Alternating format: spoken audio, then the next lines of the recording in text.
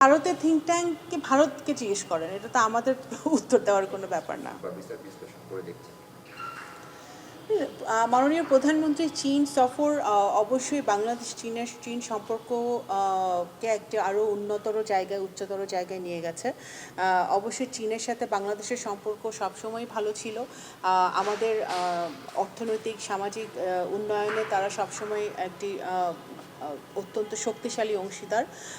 আগামী দিনে আরও বেশি তারা বিভিন্ন বাংলাদেশের ইনভেস্টমেন্টের, চাইনিজ ইনভেস্টমেন্টের জন্য যেই ধরনের ভূমিকা চাইনিজ সরকার রেখেছে এই মাননীয় প্রধানমন্ত্রী সফরে, আমরা আশা করছি যে এই সফরের পরে চাইনিজ ইনভেস্টমেন্ট আরও অনেক বেশি বৃদ্ধি পাবে, নতুন নতুন ইনভেস্টমেন্ট আসবে এবং যেই সাজেশনগুলো, যেই প্রস্তাবগুলো দেওয়া হয়েছে চীন সরকারের পক্ষ থেকে 2+2 এখানে বৈঠক এবং ইকোনমিক করিডোর, সেটা নিয়ে অবশ্যই বাংলাদেশ সরকার আমরা পর্যালোচনা করছি এবং এটা আমরা কিন্তু প্রথম থেকে বলে আসছি যে বাংলাদেশের সরকারের পররাষ্ট্রনীতি বাংলাদেশের মানুষের স্বার্থকে রক্ষা করে, বাংলাদেশের মানুষের চাহিদাকে মাথায় রেখে সেই বাস্তবায়িত হবে ফরেন পলিসিটা।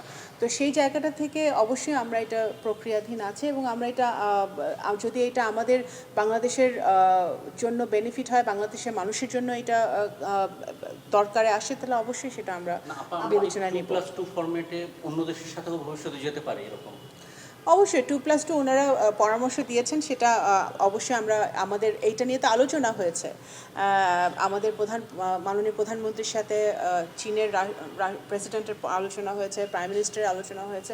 তো অবশ্যই এটা আমরা বিবেচনায় নিয়েছি এবং এটা আমরা বিবেচনা করে দেখব, যেটা হয় অবশ্যই আমরা এটা নিয়ে আগাবো।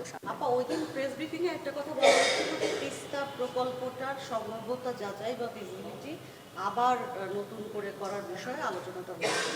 আপা, জাস্ট ফর ক্লারিফিকেশন, তার মানে কি আগে যে সম্ভাব্যতা যাচাইয়ের কথা আমরা শুনেছিলাম চীনের পক্ষ থেকে এবং বাংলাদেশের পক্ষ থেকে, তাহলে কি সেটা আসলে হয়নি, নাকি সেটা ক্যান্সেল করে নতুন করে আমরা আবার ফিজিবিলিটি স্টাডিটা কমপ্লিটই হয় নাই? এটা ফিজিবিলিটি স্টাডি এখনও সম্পূর্ণ হয় নাই। ওই ফিজিবিলিটি স্টাডি করার জন্যে যা টেকনিক্যাল সাপোর্ট দরকার সেটা চীন আমাদেরকে দিতে রাজি হয়েছে এবং চীন দিতে চায় সেটা। এবং আমাদের তো তিস্তা ছাড়াও আমাদের রিভার ম্যানেজমেন্টের একটা সমস্যা আছে সারা দেশে, সেই রিভার ম্যানেজমেন্টেও ওরা একটা ফিজিবিলিটি স্টাডিতে তারা হেল্প করতে চায়, সাপোর্ট দিতে চায়, সেটা চীন সেই সাহায্যটা তারা করতে চায়। টাকাটা ওরা দিবে চীন না, ফিজিবিলিটি স্টাডি যে যে টেকনিক্যাল সাপোর্ট যেটা দরকার সেটা তারা করতে রাজি হয়েছে, কারণ ফিজিবিলিটি স্টাডি এখনো শেষ হয়নি। চীন একটা শুরু হয়েছিল আগের আমলের রেজিমে, যেটা শুরু হয়েছিল সেটা পাওয়ার চায়না কিন্তু 2019-এ শেষ করে একটা রিপোর্ট জমা দিয়েছিল। তারপরে অন্তর্বর্তী সরকার এসে একটা এমওইউ করেছিল পাওয়ার চায়নার সাথে ওই ফিজিবিলিটি স্টাডি আরও মানে বেটার করার জন্য। ফিজিবিলিটি স্টাডিটা যে অবস্থায় তারা শুরু হয়েছিল সেই অবস্থায় আছে, এটার কোনো অগ্রগতি হয় নাই। ইন্টারিমের সময় হয় নাই, তার ইন্টারিমের আগেও হয় নাই। আমরা তো 4 মাস হলো আসলাম, এখন একটা সফর হলো, সেই সফরের পরে এই ফিজিবিলিটি স্টাডিটা আগে যেখানে থেমেছিল সেখান থেকে কন্টিনিউ করবে। আমার ওই প্রশ্নটার উত্তর দেন। ঢাকা বেইজিং সম্পর্ক নিয়ে তৃতীয় কোনো দেশের মাথা ব্যথার সুযোগ আছে কিনা, নেই বলে চীন মনে করে, আমাদের স্ট্যান্ড আসবে from Bangladesh point of view আমাদের সব দেশের সাথে সম্পর্ক ইউনিক।